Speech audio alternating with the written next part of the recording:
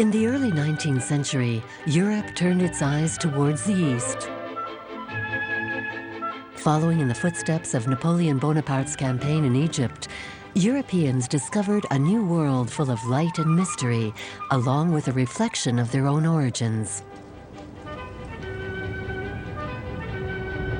The East and its ideal beauty was a major inspiration to the Romantic artists, children of the new century. The painter Eugene Delacroix was fascinated with Eastern culture, and at one point even envisaged learning Arabic. But in France, Bonaparte had become emperor before being ousted during the restoration of the monarchy. The artist's dreams of Egypt faded. He was part of the disenchanted generation, brought up on the noble deeds of the empire and believing that his thirst for foreign climes and action had been compromised with its fall.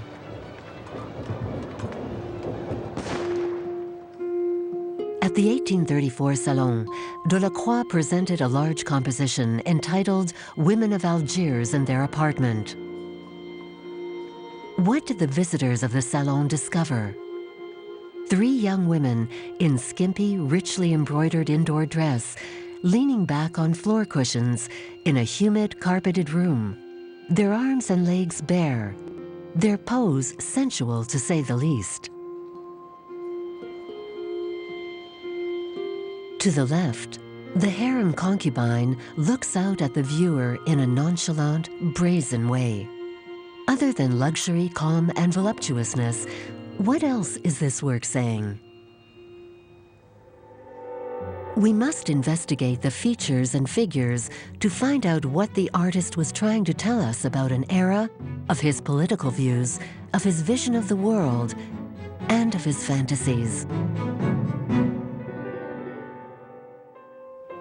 The painting caused an uproar at the Salon. Everything was too modern. The composer Chopin, a friend of the painter, was shocked. Delacroix tried to explain to him his harmonious search for beauty, comparing his colors to Chopin's musical notes, but in vain. Correct society ignored the euphony of the painting and saw only the lasciviousness and eroticism, which in truth fascinated them as much as it disgusted them. The work left critics and the public alike perplexed. The press kept printing the vague comments of visitors to the Salon. Algerian women, Turkish women, Orientals, Muslims, Jewesses, Moorish, Arab, Georgian, sultans, odalisques, houris of Muhammad, will-o'-the-wisps, easy women, harem prisoners, women of ill repute, and so on and so forth.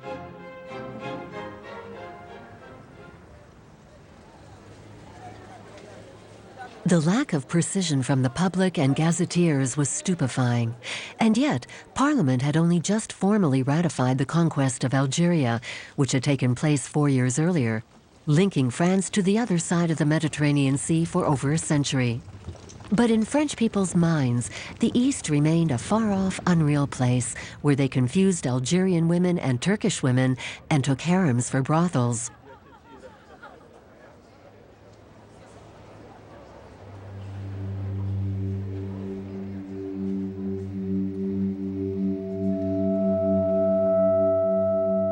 "50 years earlier, Lady Mary Montagu, the young wife of the British ambassador to the Ottoman court, had already decried artists who invented harems, preferring their fantasies to reality by portraying licentious gardens of Eden, when in fact they were a place of imprisonment and emotional and sexual frustration.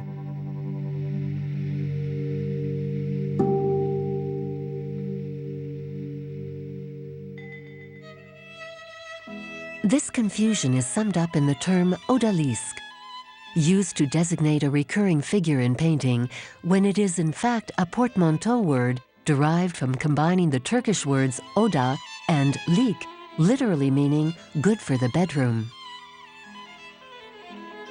With Women of Algiers, did Delacroix overstep the boundaries of decency? Certainly not.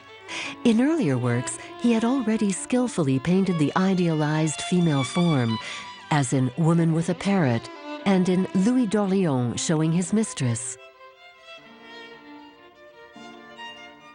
But neither of these paintings caused as much puritanical uproar as Women of Algiers. So what is in this painting that disturbs so many people? Let's observe the figures, because it's perhaps there that the answer lies. Firstly, they are strikingly realistic to a public used to a fantasy of the East. The woman on the left is wearing a glila, a kind of short-sleeved jacket decorated with braid, buttons, and other ornamental trimmings. All three of them are wearing a frimla, a pleated bodice which comes down over sarouels or breeches, which show the calf. Over them is a tied futa, a kind of woven loincloth that goes around the hips and is meant to keep evil spirits away. The three women have their heads covered by a maherma, a dark silk square embroidered with gold thread, the distinctive sign of a married woman. Arm and ankle bracelets, earrings, watches, hair jewelry, rings on every finger, and real flowers, all worn in order to receive. The poses are very naturalistic and therefore crude and indecent for the time, including that of the black servant who is about to leave the room.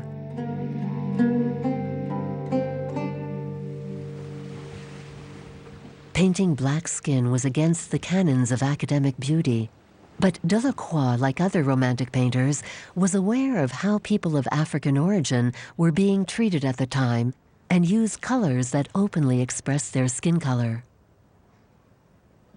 Until then, Orientalism, which was treated by all movements in painting in tandem with the very real conquest of colonies, provided a false idea of the East conveyed by artists who had no personal knowledge of the Orient. Delacroix forged his Orientalism from his love of the British poet Lord Byron, a great upholder of freedom who had joined the Greek War of Independence against the Ottoman Empire. The extraordinary and hot-headed poet, a man of conviction and of contradictions, died in Greece on April 19, 1824, during the attack on the Turkish stronghold of Missolonghi. Delacroix was devastated by the death of this great figure of the Romantic movement. He was inspired by it to paint, without leaving his studio, the death of Sardanapalus. Greece expiring on the ruins of Missolonghi, and the massacre at Kio, which Baudelaire called a terrifying hymn in honor of a tragic fate and irreparable suffering.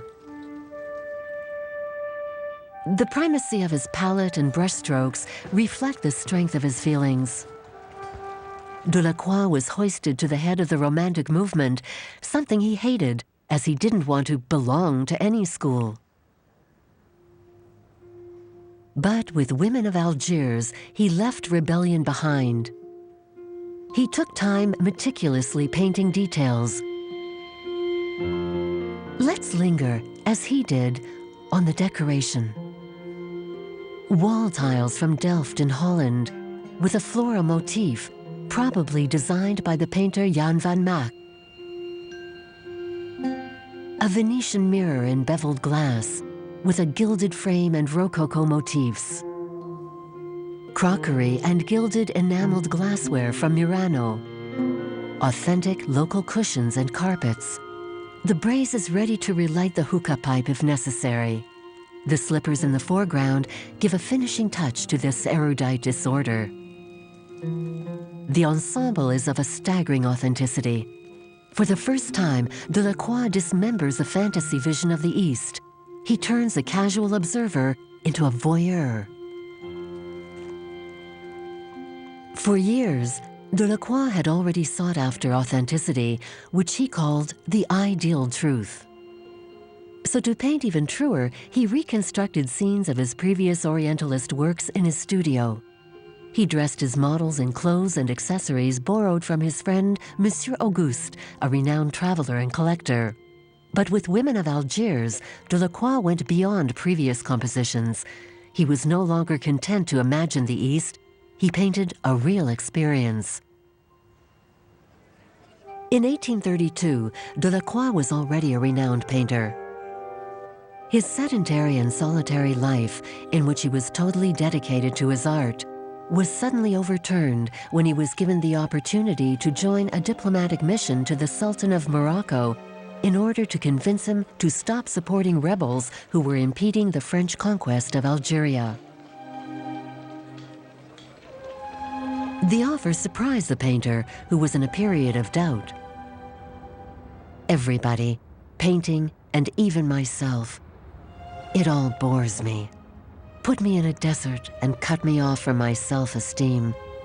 I would be happy in that world. Delacroix felt a great need to distance himself from France, and he was extremely curious about the Orient. The artist dreamed of this virgin Algeria calling for new blood. He fully adhered to the so-called civilizing presence of the French, who 2 years earlier had claimed to have freed Algiers from secular Turkish rule. On January 11, 1832, he boarded the Perle in Toulon for a 10-day voyage to Tangier. It was an anguishing leap into the unknown. Piracy was the worst nightmare of voyagers on the Mediterranean. In Chapter 11 of Candide, Voltaire ironically described the fate of the illegitimate daughter of the fictional Pope Urban X and the Princess of Palestrina when captured by Barbary pirates. Instantly, they were stripped as bare monkeys. My mother, our maids of honor, and myself were all served in the same manner. It appears to me a very strange kind of ceremony, but thus one judges of things when one has not seen the world. I afterwards learned this is a practice established from time immemorial among civilized nations that scour the seas. Delacroix was a huge fan of Voltaire. Through his tales of extraordinary travels, the author aroused the painter's curiosity for the whole wide world and its indigenous peoples.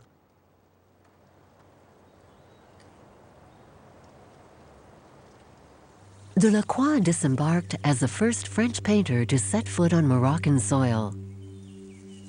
He was immediately overwhelmed by the colors, the light, the location, the nature, the towns, the clothes, and the ornaments.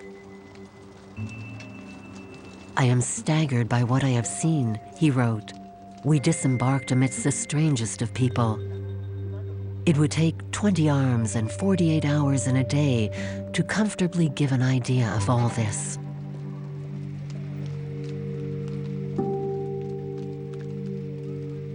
The fantasy geography of his imagination collapsed, replaced by the reality he discovered.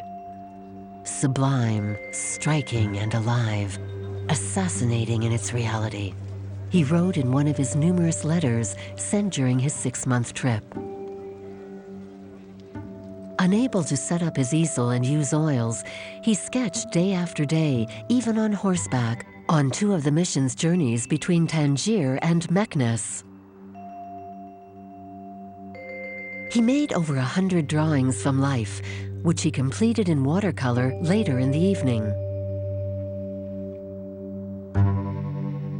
He was struck by the noble allure of the Moroccan people.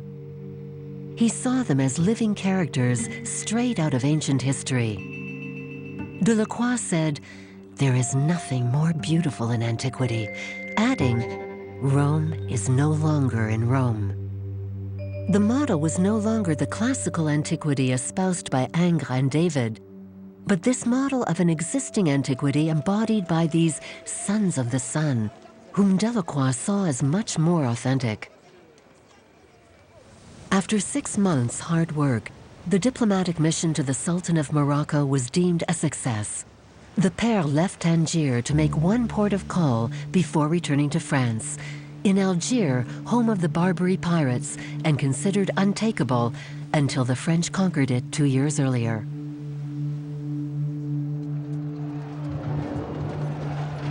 There, echoes of the colonization war resounded. A top officer in the French army reported, "I believe we will have to renew the people. The rest must be killed." For the ravages we are carrying out are too cruel for them not to seek revenge. God will weigh the corpses we must still slaughter to put down the uprisings of a race which expects only the worst horrors from us. We will exterminate them without even having a fixed goal. The conquest of Algeria wasn't the easy task that was reported in the press in Paris. Delacroix witnessed the horrors. He wrote, "I am certain we are yet to pay for the cruel executions carried out on innocent marble in bubbling fountains." Europeans have appointed themselves a task of destroying Algiers. We've had the barbaric courage to desecrate in the outskirts of the city the Moorish cemeteries, where I saw even recent graves dug up and left in ruins. But he decided not to publish these words. Colonization cruelly readdressed the question of the Orient as seen by the Romantics. The conquest was celebrated in the paintings of Horace Vernet. Baudelaire wrote, "I hate this art, improvised to a drum roll. These canvases basted at a gallop. This painting made from pistol shots." But on that June day, Delacroix saw only a white and enchanting city.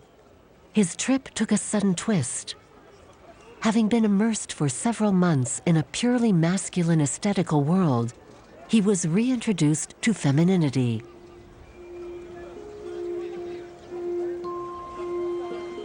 A former corsair working for the French port engineer invited the painter into his home.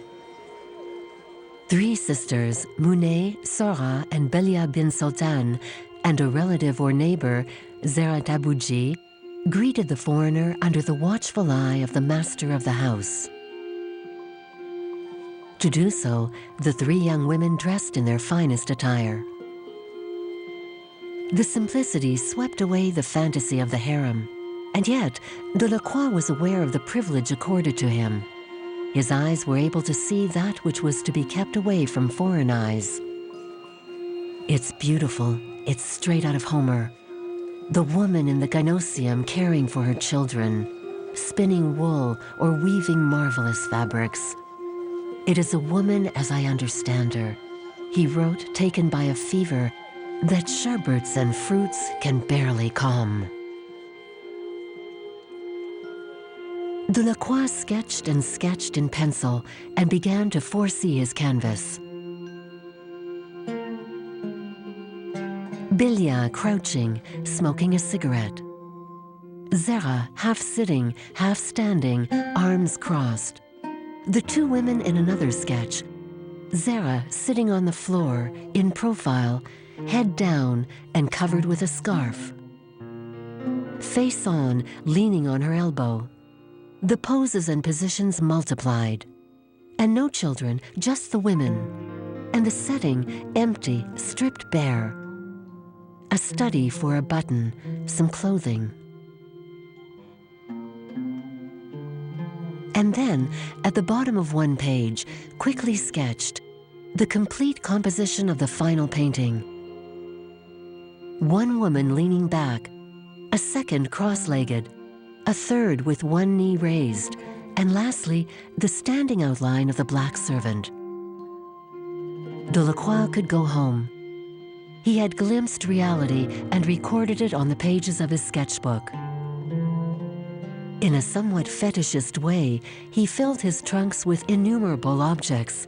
Shirts, blouses, pottery, arms, headgear, musical instruments, pieces of leather and fabrics, all tangible testaments to what he had seen and experienced. Work in his studio could begin. He reconstructed the room in Algiers, brought in a model, probably Émilie Robert, and had her sit in the poses of Zera, Mounia, and Belia, wearing the clothes he had brought back. He sought the perfect synthesis, a naturalist painting, classical in form and romantic in spirit. The painting contains features from previous works. the three-quarter view of the woman with a bowed head, like in the massacre at Kio. Sere's face echoes that of his liberty leading the people. Delacroix used motifs that were familiar to him. The cushions and fabrics are like those in Woman with a Parrot. The slippers evoke those in Greece expiring on the ruins of the Missolonghi. The bare feet recall those in Louis d'Orléans showing his mistress. Delacroix worked his composition into 3 triangular planes. The diagonals cross over, the forms are cut off, as are the objects on the edge of the canvas. Some forms have a clear outline, others are made up of splashes of pure color. It was through this work on light and color that Delacroix was able to recreate this special atmosphere, which fellow painter Paul Signac described in these terms. The work does not set out to express passion, but simply the peaceful life inside a sumptuous interior. Nothing dominates.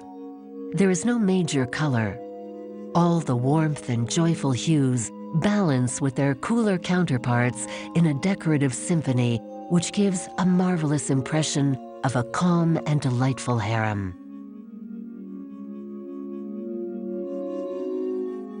Peaceful, calm, and silent. Few words spoken by women who lower their eyes. In the late 20th century, Algerian author Assia Djebar commented on the painting. According to her, everything rests on the way the women are physically relaxed despite their confinement. They are prisoners resigned to a closed space filled with light coming from nowhere. Delacroix depicts them as both present and distant. Of all he saw on his trip, it was this scene, far from the war of colonization and totally timeless, that he chose to paint. The epic painter of liberty leading the people, whose paintbrush had taken a stance in the people of Paris's uprising against the king, Charles X, chose to remain silent on the war in Algeria. In 1849, 17 years after his trip, when the French Parliament definitively abolished slavery while writing into the Constitution the attachment of Algeria as a French territory, Delacroix presented the second version of his painting, a smaller canvas to which he had dedicated 2 years of hard work.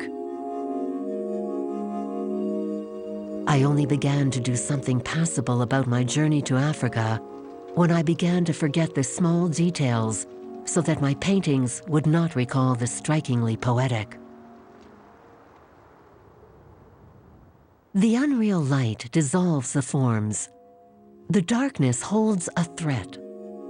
The women are pushed to the rear of the room, less visible, more solitary, prisoners. Their faces look sad. The black servant practically melds with the curtain, thus reinforcing the immobility of the ensemble. The link with the viewer has all but gone. The documentary aspect has gone. The decoration is more sober. Only a few details are highlighted. The budding breasts of Monet, the neck and leg of Zera, which draw the eye and eclipse everything in the shade. The artist focuses on the pictorial form, embracing a more conventional Orientalism than in the first version of the work. Eugene Delacroix's wonderment is not faked. He was the first painter to actually enter a harem. Even though his Orientalist prejudices prevented him from fully grasping the otherness before his eyes, his vision nonetheless allowed the viewer the time to enter a new world. He introduced reciprocity and went beyond the stereotypes, which until then presented an Orient that families could enjoy from afar. Women of Algiers and their apartment, like all of Delacroix's paintings, swings between the imaginary and the real, between the observation of life and the impulses of the soul.